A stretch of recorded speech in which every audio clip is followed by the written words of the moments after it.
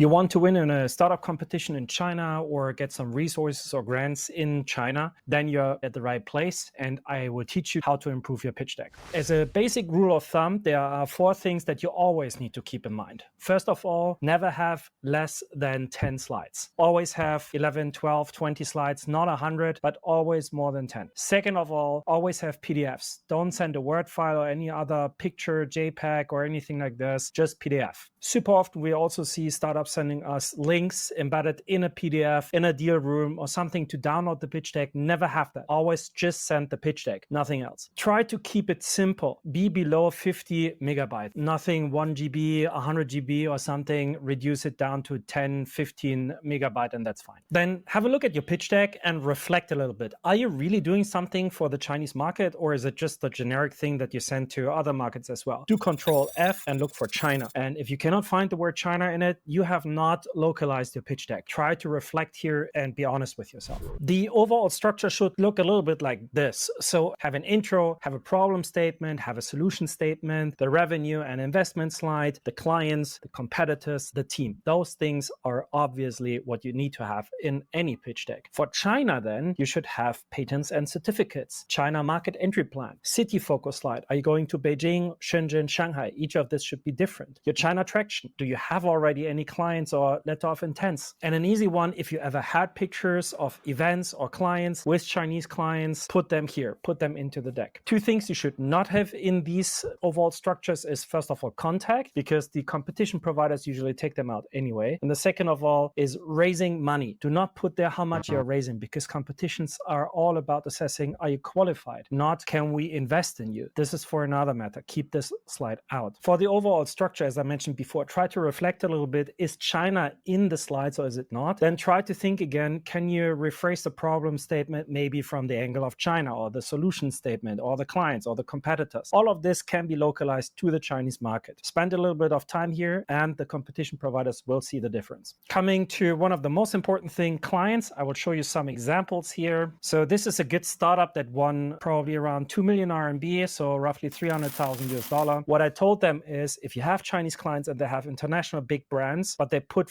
NEO at the end, I told them put NEO in the front, because Chinese judges, they always look first, what is the first 1 or 2 logos that you have there? And if you have Chinese clients, put them there. Another example here, good success, but too little focus on China. Mainland China is just on the top right a little bit. Put that and make that maybe a separate slide and make all the clutter go away and put it on another slide, because the focus here should be China, nothing else. You can also show prospects, so who you are going to sell to or what kind of letter of intents you have signed. You don't even need revenue that much. You can have prospects and things all listed here, have some logos, do some research and put them here. That will already improve your chances. Even if you've never been to China, have some Chinese logos here, who you want to sell to. The team. This is probably the most important slide next to the founder slide. Here's an example. This one has a great introduction of the team, but includes also the patents. Patents are something that I show later. So this one, you have the university, which companies they work for, some introductions about them, and how many patents they have in total and how much money they have raised on. So this is a great example. Try to do something like that. This is a great company, but they are missing the education. One thing that usually Chinese players want to see is, what is your educational background? Do you have a bachelor? Do you have a master? Do you have a PhD, which is best? Put that up there. Say what kind of university it is. If it is in the global 300 list, put the ranking there, because that's very important. This is a great example. They have everything. They have the education, they have a description, they have the titles, they have the pictures, they even have bilingual subtitles. All of this is great. Good with the logos. Try to also keep the university logos and the working experience logos, that you have both for each person. This gives a good impression. This is also a great company from YC. What they are missing is they have a Chinese team member who is in charge of pitching to the Chinese market, but they're not putting their face up. If you have a Chinese team member, try to put them next to the other founders, even though they are not founders. Here also missing, they have nothing about education. So I don't know if the co-founder and CEO and COO actually are qualified for doing this kind of startup. Put the education up. So again, China slide. Without this, all of this is nonsense. Try to have a really good one that targets the Chinese market. Here's an example of a startup from Italy, and they wrote down their entire 3-year China plan, how to enter, where to enter, what to do, and so on. This is very advanced. You don't need to have something as good as this, but just that you know where it can go if you pay a little bit attention and do a little bit of planning, this is a good example. This is also a good slide. Usually startups have a timeline where they say this is our incorporation plan and this is our strategy, and they actually made both into one. There's also one way how to show it, and they had a different color for the Chinese roadmap on the bottom right. So this is also a good example, and they had no China traction so far. So this is something that probably most startups could use or replicate.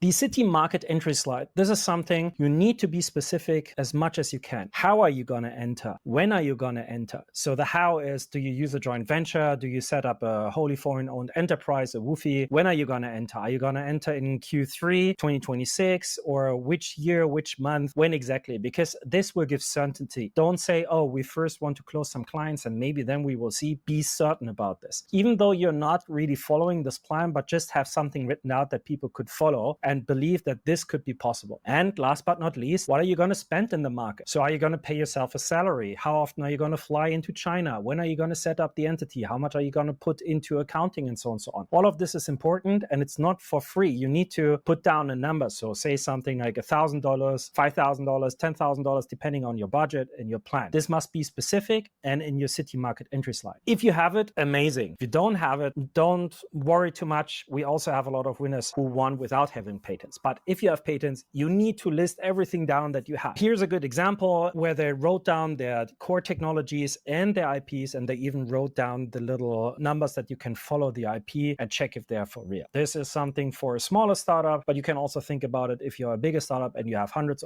of IPs, or if you're currently in the process of filing or considering to file an IP, you can also put that here and say what you're planning to do. Financials. We see a lot of mistakes being made here. First, what you should never do is what you want to raise. So do not say, I want to raise $2 million in this year. That's nonsense. That's not where this competition or this slide is for. Eradicate that from your deck. The second one is projections for 5 years. Nobody knows what the future will have. If you want to project, do maybe 2 years. That's already a stretch. If you can project for 1 year, that's great. More you don't need to have. But the revenue for the past few years, that is a no-brainer. You have to have it. The funding combined. So if you had an angel round, a seed round, a pre-A round, combine all the money together. So if you have then $5 million US, say combined funding received $5 million US, something like this. And write down which funding rounds you have, because sometimes startups just forget that. Are you a pre-A? Are you seed? Are you angel? Are you bootstrap? Write all of this.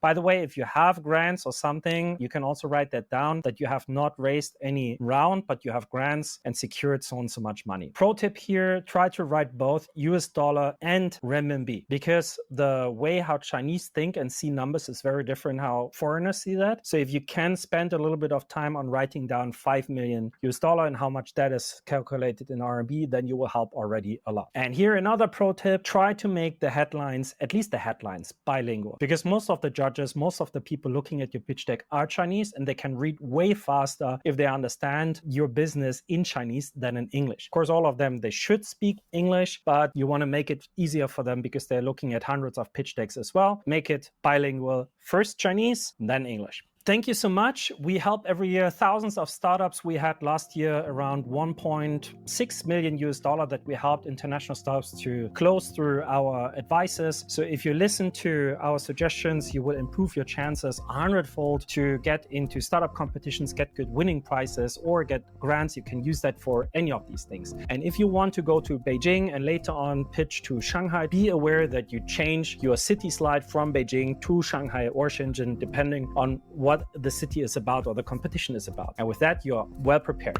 Best of luck, and reach out to me if you want to. Here's my WeChat account. See you and best of luck. Thank you for watching.